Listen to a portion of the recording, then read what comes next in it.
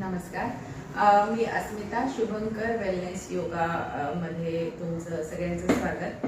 आज थोडंसं बोलावंसं वाटलं तुम्हा सगळ्यांसोबत, कारण असं जाणवलं की 20-22 वर्ष गेले मी फिटनेस क्षेत्रामध्ये वेलनेस एक्सपर्ट म्हणून काम करते.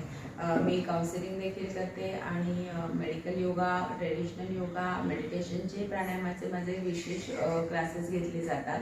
तर त्यामध्ये या सगळ्या प्रोसेसमध्ये असं लक्षात आलं की अजूनही फिटनेसचा अवेअरनेस लोकांमध्ये जाणवला नाही. जीवनशैलीचा हा एक भाग आहे हे अजूनही खूप लोकांना पटलेलं नाहीये. सो कृपया लक्षात घ्या की आज तुमची जीवनशैली कशीही असो, पण तुम्हाला स्वतःसाठी वेळ काढणं खूप आवश्यक आहे आणि तो काढणं गरजेचं आहे. ही फ्युचरची तुमच्या इन्व्हेस्टमेंट आहे.